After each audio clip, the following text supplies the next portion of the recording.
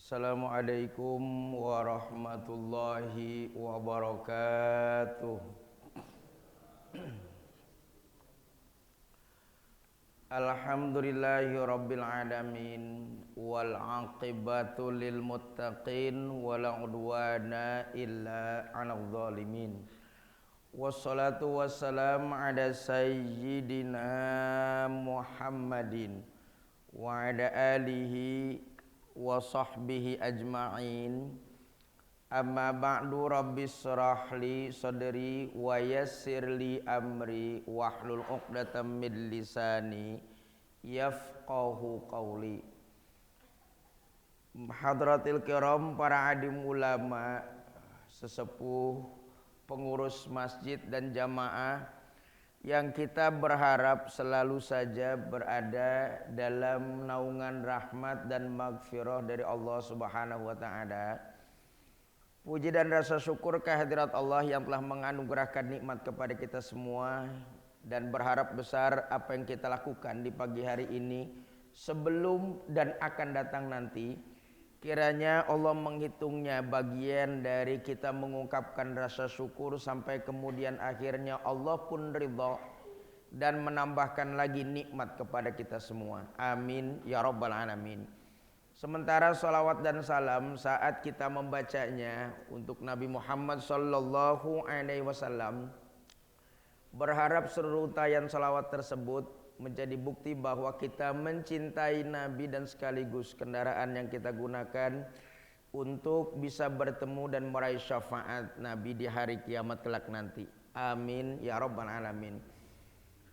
Ma'asyiral hadirin, para bapak ibu jamaah yang dirahmati oleh Allah Subhanahu wa taala.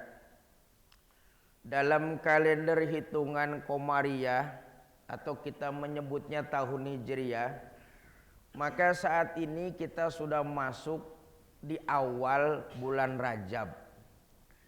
Nah, saya tertarik mendiskusikannya disebabkan karena maraknya saat ini media sosial mengaitkan atau mengkaji bahkan menyampaikan pesan bulan Rajab itu. Ada yang mengundang kita puasa, ada yang bilang tidak ada puasanya. Ya, begitulah saat ini. Jadi kalau saya pikir enak jadi kiai zaman dulu, kenapa nggak pusing-pusing amat gitu. Sekarang udah pertentangan dan semuanya rata-rata menghakimi orang lain ketika menyampaikan pendapatnya. Tidak dengan bijaksananya menyampaikan pandangan tersebut meskipun berbeda. Sebab yang namanya perbedaan itu bukan keinginan kita tapi kehendak Allah. Satu. Kedua, seringkali yang menyampaikan pandangannya pun belum sekelas ulama yang hebat gitu. Bahkan yang paling rame biasanya komentar netizennya. Nah, saya menghindari konfliknya. Dibandingkan mempersoalkan puasa bulan Rajab, amalan bulan Rajab yang menimbulkan kontroversi, saya mengambil garis tengah yang rasanya aman bagi saya ini. Kenapa? Karena mengambil kaidah khuruj minal khilaf afdol katanya. Kalau ada perbedaan pendapat itu keluar sajalah, nggak usah terlalu panjang mendiskusikannya. Apalagi kita menilai sang kiai ataupun ulama yang pernah menyampaikan pandangannya. Bukan kelas kita untuk menilai mereka semua.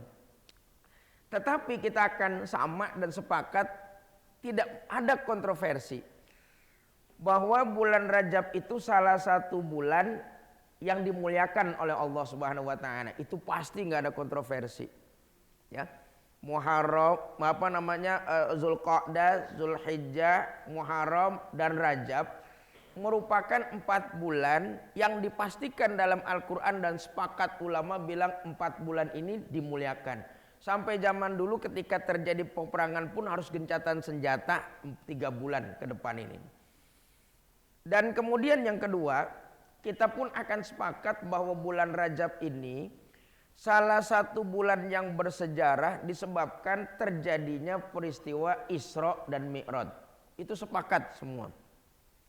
Persoalan peringatan Isra Mi'rajnya beda, udah. Tapi persoalan bahwa kita sepakat Rajab ini bulannya Nabi melaksanakan Isra Mi'raj dan kemudian mendapatkan perintah sholat sebanyak 17 rakaat.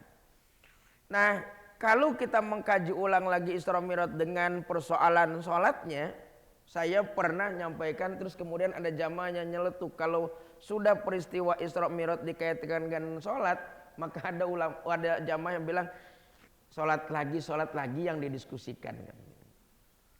Nah, akhirnya saya jawab sambil senyum. Saya bilang begini, kalau sholat itu tetap didiskusikan dan terus didiskusikan, kenapa kita terus-terusan? Setidaknya ada 3 catatan ini. Pertama, kita sudah kenal sholat itu sejak zaman Nabi Isra Mi'raj, katakanlah 1400 tahun yang lalu. Tapi meskipun umat Islam itu kenal sholat itu wajib, yang nggak ngerjain masih tetap banyak juga gitu.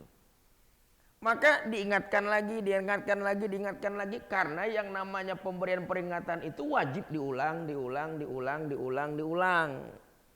Maka kalau Bapak baca Quran itu kan ngulang.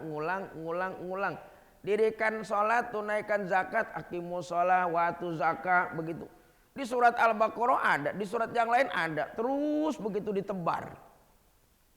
Sehingga ada ulama yang kemudian memperhatikan kenapa ya perintah sholat ini gak cukup sekali diperintahkan aqimus sholah, watu zakat, warka'u ma'rokin dan seterusnya, nada-nada yang sama akan tetap diulang pada surat-surat yang lain selain surat Al-Baqarah. Kenapa sih diulang?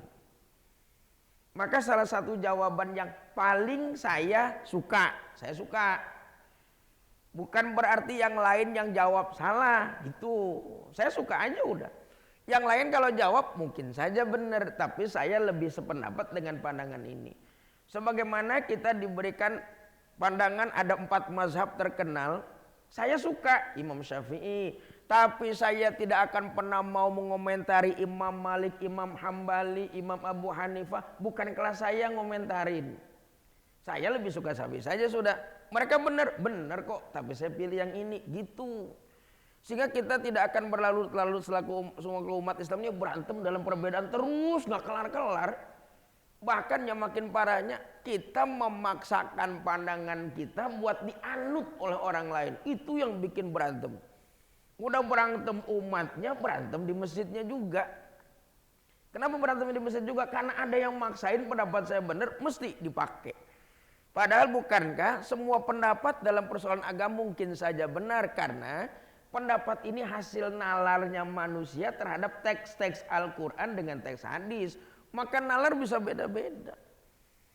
Nah akhirnya saya komentarin kenapa kita diperintah atau saya ngulang sholat lagi. Karena sudah 1400 tahun kita kenal sholat, yang gak sholat masih banyak. Jadi perlu pengulangan. Kenapa diulang? Biasanya kalau diulang suatu masa akan menimbulkan ketertarikan kalau diulang. Bapak kalau ada tukang ketoprak mangkal, kira-kira mukul piringnya sekali nggak? Hah? Kalau tukang ketoprak mangkal nih, kira-kira dia begitu mangkal mukul piringnya sekali nggak? Enggak. Ya pukul teng. Kalau ketoprak kan piring tuh, teng. Bedain. Kalau ketoprak biasanya dia mukul piring, kalau tukang bakso ada kentongan. Kalau tukang empe-empe tuh botol dia krek itu udah beda-beda. Nah setiap tukang itu kalau mangkal apa dia pukul sekali? Enggak. Duduk dia 2-3 menit pukul lagi. Duduk dia 2-3 menit pukul lagi. Kenapa tukang bakso mukul lagi berulang-ulang? Tukang ketoprak begitu, tukang empe-empe begitu. Karena kalau pukulan pertama atau cuman sekali pukul, mungkin ada orang yang belum dengar. Atau ada orang yang udah dengar tapi belum tertarik. Maka dia pukul lagi, pukulan yang kedua, pukulan yang ketiga. Maka setiap kali diulang-ulang boleh jadi akan memancing perhatian orang. Bapak kalau ada keributan sekali biasa-biasa aja, tapi kalau terus aja ada apaan sih rame amat, mulai tertarik. Bukankah pengulangan itu menimbulkan ketertarikan? Sehingga sangat salah kalau ada ustadz atau ulama atau kiai yang menjelaskan itu ngulang lagi. Karena boleh jadi bagi yang satu sudah dapat, bagi yang satu baru gitu. Nah bukan ketertarikan tuh. Mulai yang pertama biasa-biasa aja, pukulan kedua mulai nengok. Pukulan ketiga mulai dia dengerin. Pukulan keempat mulai dia respon. Pukulan kelima mulai dia datengin. Bukankah begitulah Quran menyusun berulang-ulang itu untuk memberikan perhatian kepada manusia, mancing manusia itu. Atau yang kedua nih, yang kedua, kenapa butuh diulang-ulang lagi? Sudah mau mengerjakan tapi nggak tahu caranya. Ada, makanya diulang. Mau ngerjakan, mau, tapi caranya masih bingung. Ini kalau udah naik kereta jarak jauh, katakanlah kereta lah, apalagi zaman saya mondok dulu masih keretanya masih kecil-kecil, masih lama gitu. Yang ketika mondok di Jombang naik kereta Bangunkarta dari stasiun Gambir jam 11 siang sampai Jombang jam 11 siang lagi tuh 24 jam. Zaman dulu tuh naik kereta Bangunkarta bareng sama ayam, bareng sama kambing, zaman dulu tuh satu kereta tuh. Nah ketika jalan ada orang pengen mengerjakan sholat, tapi dia bingung mengerjakannya, tayamumnya gimana, caranya gimana. Akhirnya udah aja ntar sampai sana kodo aja. Padahal bukankah sholat itu dilaksanakan di kereta atau di pesawat boleh dengan tayamum? Ada yang udah tayamum, berangkat umroh, ngelihat orang sholat di pesawat. Kemudian cara tayamumnya masih juga salah.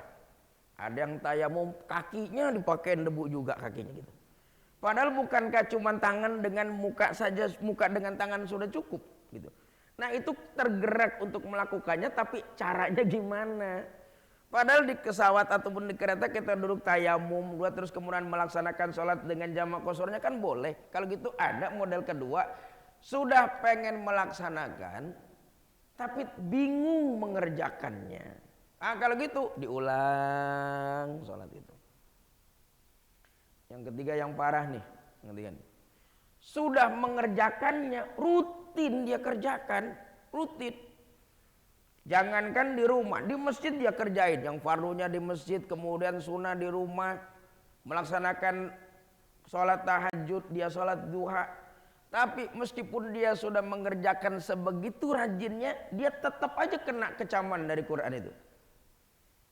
Yang kita sering baca, fawailul lil musallin alladzina hum an salatihim sahun alladzina hum yuraun wa yamnaunal maun. Ayat ini kecamannya bukan orang yang enggak sholat. Fawailul lil musallin, celaka bagi orang yang sholat itu. Makanya ada huruf lam alif di atas ayatnya tuh. Artinya jangan berhenti di sini ya. Jangan fawailul lil musallin kemudian selesai Qur'annya ditutup sadaqallahul azim. Salah, makanya dikasih tanda la, jangan berhenti di sini nih. Enggak boleh. Kenapa? Maknanya rancu nanti, bahkan berubahnya luar biasa.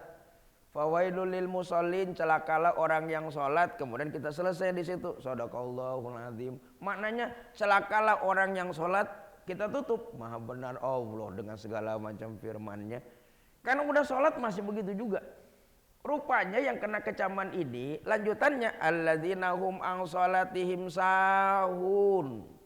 Orang yang mengerjakan sholat yang dapat kecaman ini adalah yang sahun. Sahun sementara ulama bilangnya dia lupa dan tidak melaksanakan makna filosofi yang terkandung dalam sholatnya. Jadi orang ini cuma sekedar terjebak pada ritual dan rutinitas. Ya, ritualnya dikerjakan, rutinitasnya dilaksanakan, tapi tetap dapat kecaman dari Quran itu. Fawailul lil musallin alladzina hum an salatihim sahun alladzina hum yuraun. Dia riya. Wa yamnaunal maun, dan dia tidak mau memberikan sesuatu yang berharga di tangan orang lain, tapi di tangan dia nggak berharga. Dalam pengertian pelitlah orang gini nih. Nah kalau gitu bukankah ini mendapatkan kecaman? Kenapa? Dia lalai akan makna sholatnya nih. Yang ini nih, saya bukan ingin meremehkan kita, saya bapak ibu semua udah ngerjain, udah. Tapi kalau kita ditanya, masihkah kita mendapatkan kecaman dari Al-Quran? Nah ini yang jadi pertanyaan besar ini nih. Saya nggak mau bilang, saya emang nggak terlalu sok suci kalau saya bilang enggak gitu. Tapi setidaknya pagi hari ini menjadi bahan renungan bagi kita ini nih. Supaya kita keluar dari fawailun lil musallin. Celaka bagi orang yang sholat, yang makna sholatnya itu tidak terwujud. terjebak dalam rutin, terjebak dalam ritual gitu. Tapi tidak mampu mewujudkan sholat dalam kehidupan nyata, nggak berwujud sholatnya. Ini yang fawaidul. Nah, setidaknya saya mengundang pagi hari ini Bapak Ibu semua untuk sama-sama merenung. Saya juga begitu, nggak, bukan sekedar ngajar, tapi setidaknya menyampaikan pesan itu kepada saya sendiri. Bahwa ketika kita melaksanakan sholat, kita ungkapkan pertama kali sholat dan paling banyak ucapan sholat itu kan takbir. Ya. Pertama aja kita sudah bilang Allahu Akbar. Ulama fikih kemudian memberikan nama, itu namanya takbiratul ihram. Artinya kalau sudah Allahu Akbar, segala persoalan yang halal waktu di luar sholat. Kalau sudah Allahu Akbar, maka yang halal di luar sholat jadi haram di dalam sholat itu. Maka diistilahkanlah takbiratul ihram. Ada pula ulama dalam kitabnya menulis takbiratul taharrum. Sama aja mau pakai yang mana aja, istilahnya beda. Cuma yang paling terkenal takbiratul ihram. Segala yang halal pada saat di luar sholat, saat itu berubah menjadi haram. Makan di luar sholat boleh, tapi begitu Allahu Akbar, secuil nasi yang nempel di gigi, kemudian pada saat melaksanakan sholat itu lepas, sebutir nasi, maka tidak boleh ditelan. Kalau ditelan batal sholatnya. Sebutir nasi. Padahal waktu di luar sholat sepiring juga boleh di luar sholat. Tapi begitu sholat sebutir nasi ditelan, maka saat itu dapat membatalkan sholat. Begitu ulama fikih. Kalau gitu, kalau ada sesuatu yang nyangkut di gigimu terus kemudian pada saat sholat keluar, buang, jangan ditelan. Terus cara buangnya gimana? Kamu lemparkan ke sebelah kiri, gitu. Kata Nabi itu tuh, itu buang. Terusin sholatnya. Tapi itu dilakukan pada saat bukan sedang sholat berjamaah. Ya. Kalau sholat jamaah model begini, berantem kita pulang nih. Mana nempel di pipinya dia lagi gitu. Nempel di pipi sana sih. Nah, kalau gitu kalau nggak bisa ke bawah, setidaknya mungkin kita ambil lah. Masukin aja kantong. Bukan buat besok sih. Gitu. Taruh aja udah di kantong. Haram nggak? Orang bukan najis kok. Cuman ini kalau ketelan bisa batalin sholat saya. Nah, diambillah. Lanjutin sholatnya. Bayangkan sesuatu yang haram atau yang boleh atau halal di luar sholat, pada saat kita mengerjakannya bukankah secuil jadi haram? Maka dia dinamakan takbiratul ihram atau takbiratul taharrum. Nah, berikutnya ada lagi takbir banyak, dirubah namanya takbir intiqal. Begitu ulama menuliskannya atau menjelaskannya dalam istilah fikih, takbiratul intiqal, takbir intiqal. Intikal itu artinya perubahan dari satu gerak ke gerak yang lain. Nah, pertama takbiratul ihram Allahu Akbar, terus kemudian ruku Allahu Akbar. Zaman dulu bangkit dari ruku yang kita sebut dengan i'tidal Allahu Akbar, yang kemudian berubah menjadi sami Allahu liman hamidah. Mau sujud Allahu Akbar, bangkit dari sujud Allahu Akbar, sujud lagi Allahu Akbar, naik lagi ke rakaat kedua Allahu Akbar. Sudah berapa kali kita mengucapkan Allahu Akbar dalam satu rakaat, dalam satu sholat? Setidaknya Allahu Akbar, Allahu Akbar, Allahu Akbar, Allahu Akbar, Allahu Akbar, dan Allahu Akbar menjadikan orang yang mengucapkannya itu selesai sholat tawadu mestinya. Enggak nyombong. Kenapa enggak nyombong? Karena kita enggak ada apa-apanya. Yang paling besar itu cuma Allah. Tawadunya. Tapi bukankah masih seringkali kita atau orang yang kita lihat selesai sholat nyombongnya nggak ketulungan, ya. Serasa dia paling alim, serasa dia paling pinter, yang lain rendah semua. Maka kalau udah nonton, sekarang di TikTok terus kemudian di YouTube gitu, terus kemudian dengar ceramah, ada kadang senang, ada kadang sedih gitu. Kenapa? Karena ditampilkanlah para ustadz-ustadz yang mulutnya, nyombongnya luar biasa. Ya. Semua bagi dia bodoh gitu. Sementara amalan dan pandangan dia paling benar. Padahal bukankah ilmu agama ini luas. Ilmu Allah itu luas. Sampai kalau seandainya kamu mencelupkan tanganmu di lautan kemudian kamu angkat, itu bagian kecil dari ilmu yang baru keangkat. Masih banyak samudra ilmu yang belum ketahuan. Sehingga betapa seringnya sholatnya rajin. Tapi kalau udah ngomong, Masya Allah. Kalau orang awam mending lah. Tapi setidaknya ini kita sebut orang alim lah, kiai lah, bahkan sama pada level habib kah. Kalau ngomong yang lain bodoh semua. Sementara dia paling pinter. Padahal bukankah pandangan-pandangan itu beda? Mengemukakan pandangan boleh nggak? Boleh. Semua kitab itu menggunakan pandangan-pandangannya dia. Tapi bukankah bahasa dan tutur katanya bagus? Ya, dalam bahasa kitab setidaknya ada ungkapan sudah dia menyampaikan pandangan-pandangan. Baca deh tafsirnya Imam Qurtubi itu. Semua pandangan diambilin, disampaikan. Tapi kalau seandainya ada pandangan pribadi kultu, saya sih dia bilang. Dia sampaikan dulu, saya bilang begini, ada ulama bilang begini, saya sih berpendapat begini. Artinya dia bukan menjadi hakim bagi semua pendapat. Ya, bukankah itu ketawaduannya? Bahkan kalau baca kitab-kitab kuning, ulama itu menuliskan depannya, saya nulis kitab ini disebabkan karena orang nanya ke saya dan minta tolong bikinin dong kitab fikih bermazhabkan Imam Syafi'i, tulisin dong. Minta dia. Begitu dia minta, sa'alani asdiqai, bahasa-bahasa kitabnya, teman-teman saya minta saya, mendaulat saya, tulis dong kitabnya. Pandangan Imam Syafi'i apa yang bisa kita baca pakai bahasanya yang gampang, yang bisa dihafal. Muncullah Safina, muncullah Takrib, bahasanya gampang-gampang. Kenapa?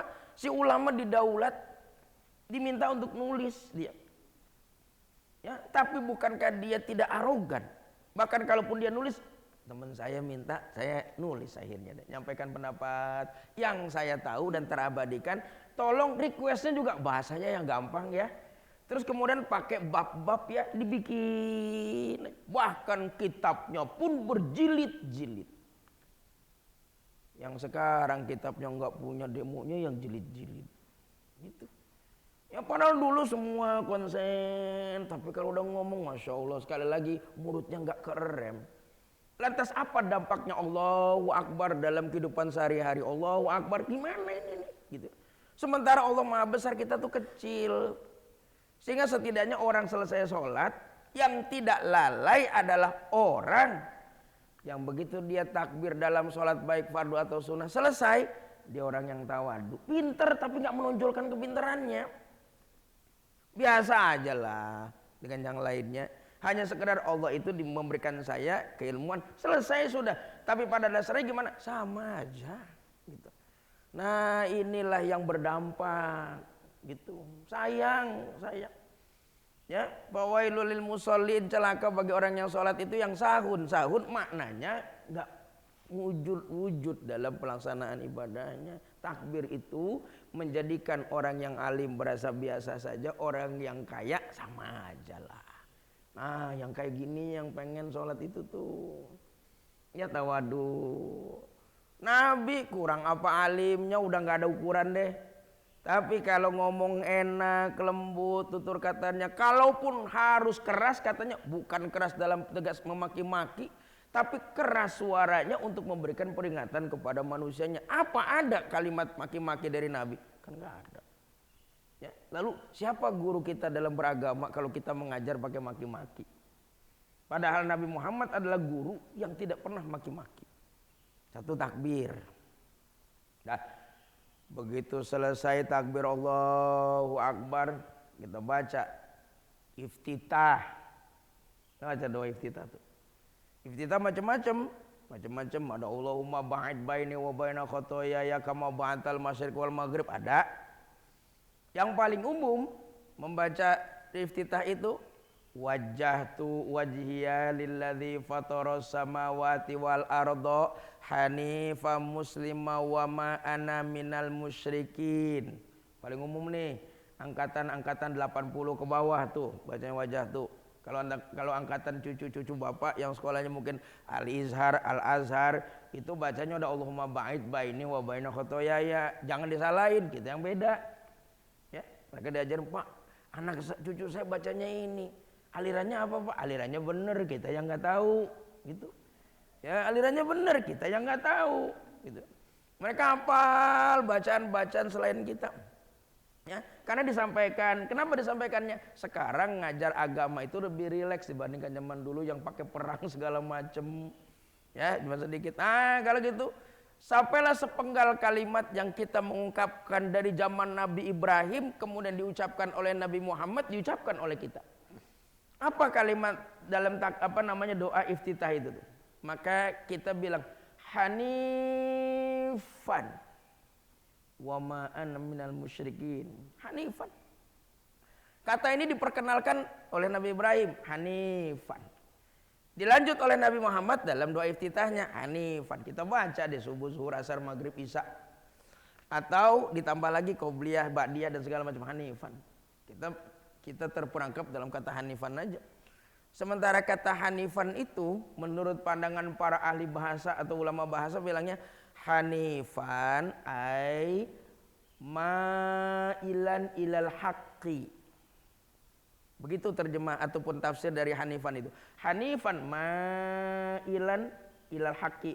Orang yang selalu saja dapat pilihan-pilihan tapi lebih cenderung kepada Allah. Dikasih dia pilihan tuh. Ada pilihan-pilihan dengan pilihan Allah, dia pilihnya Allah.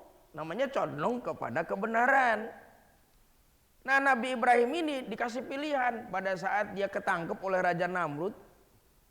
Sebelum dibakar, dia dikasih pilihan. Mau mengakui aku sebagai raja dengan berhala sebagai Tuhan, kamu akan dibebaskan dari segala macam dakwaan dan tuntutan. Tapi kalau kamu tetap mengakui Tuhanmu itu Allah, maka api yang membubung tinggi itu tempat peristirahatanmu yang terakhir. Dikasih pilihan. Mau menjadikan aku sebagai raja, dia Namrud nggak pernah mengaku sebagai Tuhan tuh. Yang mengaku sebagai Tuhan kan cuma Firaun.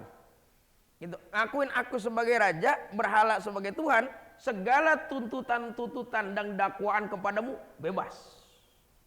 Tapi kalau kamu tetap milih Tuhanmu, apa yang membubung tinggi itu tempat peristirahatanmu yang terakhir. Maka Nabi Ibrahim bilangnya,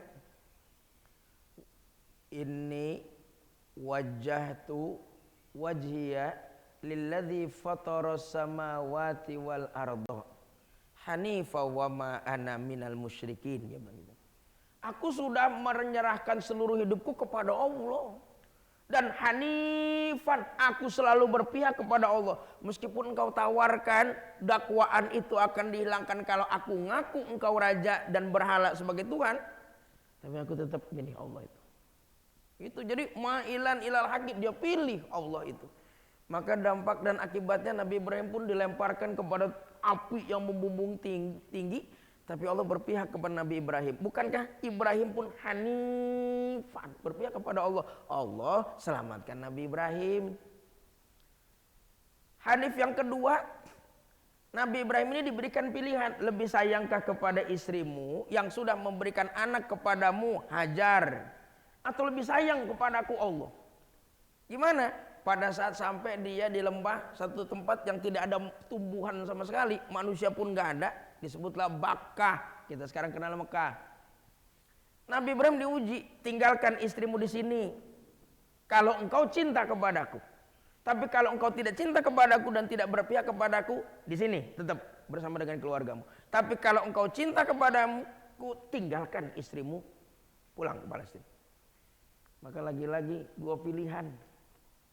Maka Nabi Ibrahim bilang, wajjahtu wajhiya lilladzi fataras samawati wal arda hanifan. Aku berpihak kepada Allah, ditinggalin istrinya. Aku hanya berpihak kepada Allah, ditinggalkan. Bukan tidak rasa cinta, tapi cintanya lebih hebat kepada Allah. Istri juga sayang. Kalau engkau jadikan, jangan engkau jadikan aku sebagai tempat musyrikmu, kata Hajar. Sudah perintah Allah, jalan. Jangan jadikan aku sebagai tempat musyrikmu. Jalan. Maka dengan berat hati kedua manusia itu berpisah, kemudian akhirnya meneteskan air mata di tempat itu. Maka sementara ulama bilang, kenapa Mekah ditulis pakai huruf ba? Bakkah, bukan Mekah. Bapak kalau cari Mekah dalam Al-Quran ditulis pakai huruf mim gak bakal ketemu. Sampai tuh Quran bolak-balik lecek gak bakal ketemu. Pakainya cari huruf ba. Bakkah ketemu baru. Kenapa Mekah dinamakan Bakkah? Karena lembah air mata. Disitulah Nabi Ibrahim nangis, Hajar nangis. Bahkan sekarang kalau ada orang di sekitar sana yang sedang umroh atau tawaf saja, pasti dia nangis. Gitu. Ya. Nah kalau gitu, bukankah dia pilih Allah? Akhirnya disitulah di tempat yang dijadikan oleh Allah tempat yang ramai, tempat orang berkumpul, tempat melaksanakan sholat sebagaimana doa Nabi Ibrahim. Ketiga, hanifnya Nabi Ibrahim, begitu dia senang dan cinta bahkan rindu kepada anaknya, berangkat atas perintah Allah, berangkat dari Palestina ke Mekah. Ketemu anak yang sudah 12 atau 13 tahun ditinggalkan. Begitu ketemu baru juga pelukan, ngobrol sebentar, terus kemudian tidur, turun perintah berikutnya. Sembelih anakmu, kalau engkau sayang dan berpihak kepadaku, sembelih anakmu. Bukankah itu pilihan lagi? Kalau engkau berpihak kepadaku, sembelih anakmu. Kalau engkau berpihak kepada anakmu, biarkan dia hidup. Bukankah itu udah 3 pilihan? Maka Nabi Ibrahim, ini wajah tu lagi hanifan, berpihak kepada Allah. Itu berpihak namanya. Maka orang yang berpihak kepada Allah, Allah berpihak kepada manusia. Nah kalau kita sih nggak selevel Nabi Ibrahim, jauh. Nggak mungkin begitu kita rajin tahajud kemudian turun wangsit atau pikiran sembelih istri gitu. Nggak mungkin rajin tahajud. Itu mah emang pengen ganti aja kali gitu. Alasannya dapat mimpi gitu. Nah nggak mungkin.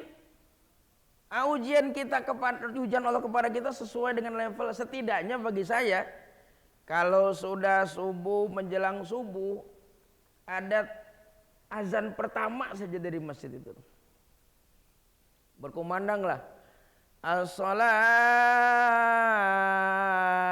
khairum minan naum, as-salatu khairum minan naum. Begitu dari masjid sayup-sayup. Salat lebih baik dari tidur. Salat lebih baik dari tidur. Saat itulah ujian kehanifan, pilih kasur atau pilih salat nih gitu. Mana lagi hujan lagi. Suasananya dingin kan enak narik selimut. Lanjut lagi deh gitu, kencing sebentar nyambung lagi. Nah, saat itu diuji, pilih kasur, pilih Allah. Kita cuman segitu. Ucapan kita kalau sholat hanifan, sholat asar 5:30. Ya, azannya dari jam 3:30 ngomongnya hanifan. Gitu, aku berpihak kepada Allah. Di mana berpihaknya? Azannya udah dari tadi itu. Dan yang kalau kita menundanya bukan karena ada pekerjaan dan segala macamnya. Kadang-kadang cuma santai aja, entar. Tapi kalau sholat hanifan musliman, aku berpihak kepada Allah. Apa nggak malu kita ngomong kayak begitu? Ya, gitu. Zuhurnya udah, bentar, 2:30 baru dikerjain. Bukan karena kerjaan kadang-kadang, bukan karena di jalan, lagi di rumah, lagi nyantai, bukan kan entar. Tapi kalau ngomong hebatnya wajah dari foto semua tuh. Hanifan 5:30 kata malaikat gitu. Ya, di mana letak hanif kita ini? Hanif kita nggak sama dengan Nabi Ibrahim, tapi sederhananya itu aja. Ya, kita mau sedekah kadang-kadang mikir sayang.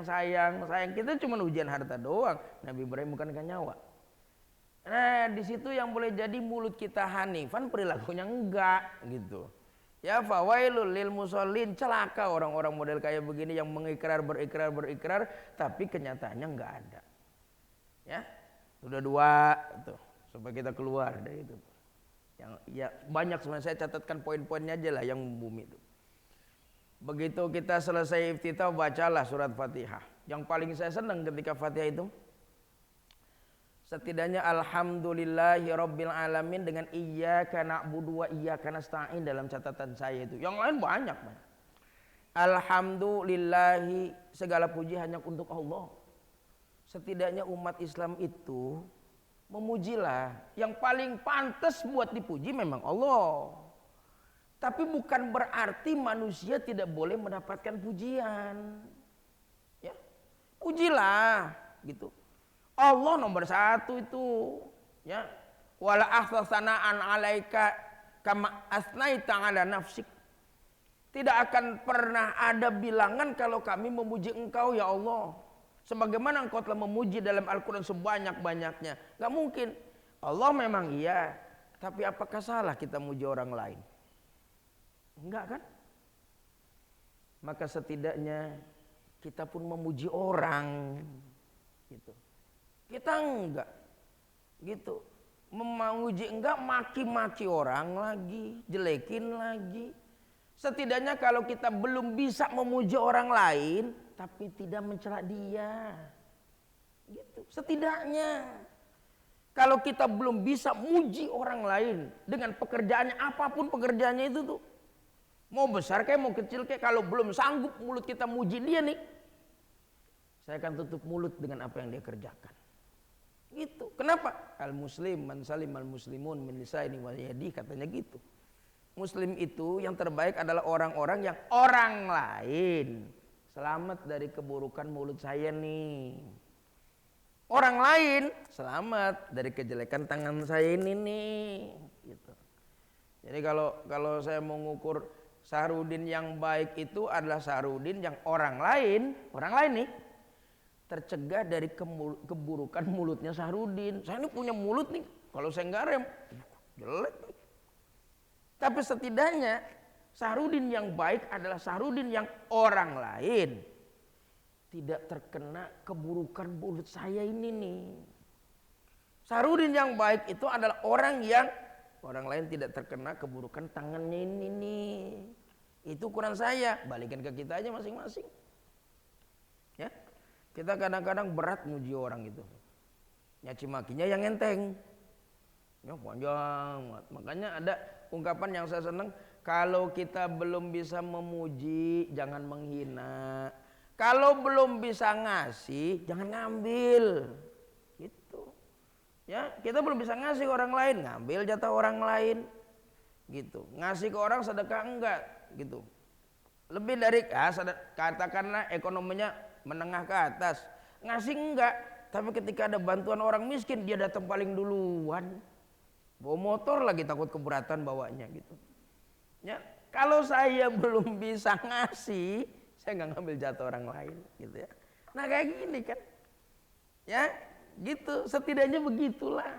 Yang namanya salam atau damai pasif namanya gitu.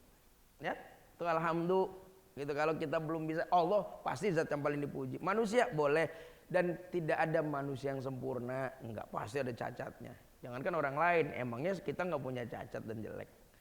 Ya, kalau kita ini nggak kelihatan jeleknya nih, disebabkan karena Allah masih nutupin kejelekan kita sebenarnya kan. Bapak nggak tahu aja saya jelek. Ya. Cuma kenapa? Ketemunya sebulan sekali. Ya kan ceramah pula. Coba kalau bapak tinggal di tempat rumah saya, kelihatan jeleknya saya ini. Ya, gitu. Atau istri saya paling tahu kejelekan saya. Kan tahu. Saya jelek. Gitu di sini aja rapi bajunya, omongnya enak. Di rumah apa iya? Belum tentu. Jadi kalau saat ini Bapak lihat saya bagus dan seperti sempurna, ini kan karena memang Allah nutupin aja sebenarnya sih. Jadi gimana mungkin saya ngorek-ngorek kejelekan orang lain, bung saya juga jelek kok gitu. Ya. Nah, bukankah itu tuh? Terus kita bilang deh, iya karena budu wa iya karena stain. 17 kali itu. Hanya kepada engkaulah kami beribadah, hanya kepada engkaulah kami minta pertolongan. Kalau gitu sehari 17 kali kita teriak kepada Allah, ya Allah tolongin, kan gitu sebenarnya sih. Ya, redaksinya aja yang halus. Hanya kepada engkaulah kami beribadah, hanya kepada engkaulah kami meminta pertolongan. Bahasa simpelnya apa? Ya Allah tolongin, kan bahasa simpelnya begitu. Kita minta tolong lagi, 17 kali tolongin, kan gitu. Lantas apakah Allah bakal menolong kita? Insya Allah, orang Allah janji kok, bukan saya yang janji. Melalui lisan nabinya Allah nyampaikan. Melalui lisan Nabi. Apa kata Nabi? Innallaha fi aunil abdi madamal abdu fi auni akhi. Sesungguhnya Allah itu akan menolong seorang hamba selama hamba itu mau menolong orang lain, gitu. Ya, bukan saya yang ngasih jaminan. Nabi Allah melalui lisan Nabi. Innallaha fi aunil abdi madamal abdu fi auni akhi. Sesungguhnya Allah bakal menolong seorang hamba selama hamba itu mau nolong saudaranya enggak. Ya, kita bilang tolongin, tolongin, tolongin, tapi pelitnya nggak ketulungan. Minta tolong tapi pelit. Setidaknya kalau orang minta tolong bukan duit aja sebenarnya sih. Apa aja lah, mungkin informasi, ya, mungkin boleh jadi ada sesuatu yang dia tidak tahu. Nggak harus duit nolongin orang itu tuh. Ya, gitu. Setidaknya bagi saya ada orang yang pertama kali umroh saya nolongin dia. Kenapa? Saya pengalaman, bukannya sombong. Setidaknya saya datang, saya tolongin apa? Bapak jangan bawa yang berat-berat, bajunya jangan kemudian 9 hari bawa 9 setel. Kenapa Pak Ustadz? Ntar nggak bisa bawa oleh-oleh, gitu. Penuh kopernya, belum kain ihramnya. Terus nih anduk nih nggak usah dibawa. Kenapa nggak usah dibawa? Di hotel sana ada anduk, jadi kan ngurangin beban, gitu. Ya, di cabin bawa ini Pak, bukankah mereka butuh pertolongan? Sehingga saya tidak cuek dengan orang lain. Ini kesian. Kalau nanti berangkat ke sana pakai sandalnya yang udah biasa kita pakai aja Pak, nggak usah beli yang baru. Kenapa? Satu, sayang duitnya. Dua, kalau Bapak pakai yang baru di sana suka kalau dipakai lecet, gitu. Ya mendingan yang udah kenal sama kaki kita aja, kita mondar mandir kok. Kalau bawa yang baru-baru biasanya lecet Pak, akhirnya mengganggu jalan. Ya, nah kalau gitu ganti. Bukan saya matiin orang dagang sendal ini, gitu. Ya, tapi saran. Bukankah Allah bakal menolong kamu kalau kamu nolongin orang itu? Betapa banyak via WA ataupun telepon orang yang minta tolong Pak, ada konsultasi gini-gini, ayo lah. Saya nggak kena masalah, ibu yang dapat masalah, setidaknya saya bantuin, mudah-mudahan bisa keluar. Sudah alhamdulillah. Bukan kayak gitu dari iya kana na'budu wa iyyaka nasta'in itu. Dan kemudian yang terakhir, begitu sudah selesai kita baca semua, akhirnya kita pun harus salam juga dalam sholat itu. Assalamualaikum warahmatullahi, kita nengok kanan. Assalamualaikum warahmatullahi, kita nengok kiri. Nggak nengok juga nggak apa-apa, nggak nengok karena iltifat dalam bahasa kitabnya nengok kanan kiri itu sunnah. Yang paling penting baca salamnya, sebab definisi sholat itu adalah aqwalun wa af'alun muftahatatun bitakbir wa muhtatamatun bitaslim. Yang namanya sholat itu perbuatan, ucapan dan perbuatan diawali takbir, berakhir baca salam. Baca salam aja, assalamualaikum warahmatullahi. Berapa kali? Sekali. Yang kedua sunnah, nengok sunnah. Jadi kalau ada orang salam enggak nengok kanan, enggak nengok kiri dan cuma sekali, gimana Pak? Sah dalam ukuran fikih. Tapi kalau mau bagus ya 2 kali. Terus tengok deh, assalamualaikum warahmatullahi. Assalamualaikum warahmatullahi. Nengoknya kira-kira pas assalamualaikum bareng semua enggak Pak? Assalamualaikum warahmatullahi. Apa assalamualaikum warahmatullahi baru nengok? Sama aja. Wong enggak nengok juga enggak apa-apa kan? Jadi enggak perlu diskusikan panjang-panjang. Setidaknya saya memilih assalamualaikum warahmatullahi. Assalamualaikum warahmatullahi sambil nengok kanan nengok kiri. Kenapa?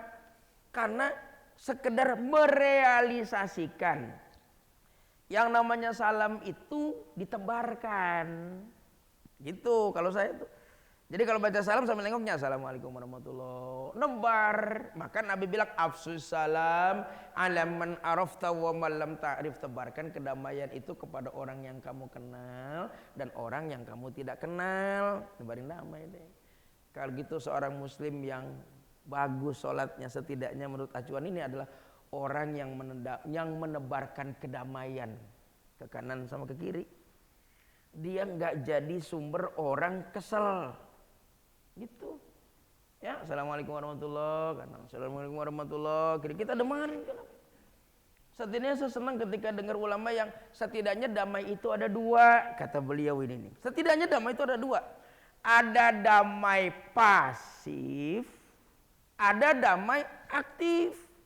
Damai itu kemungkinannya dua. Satu pasif, pasif kan diem. Yang kedua lagi damai aktif. Yang pasif gimana yang diem? Setidaknya kalau kita diem, orang tenang, kita sudah memberikan kedamaian pada lingkungan itu. Kita diem, orang tenang. Kita sudah memberikan kedamaian pada lingkungan. Makanya kalau khutbah Jumat itu Nabi pesan, orang yang sholat Jumat nih, Nabi pesan, kalau ada orang yang sholat Jumat, diem angsitu wasma'u, diem dengerin.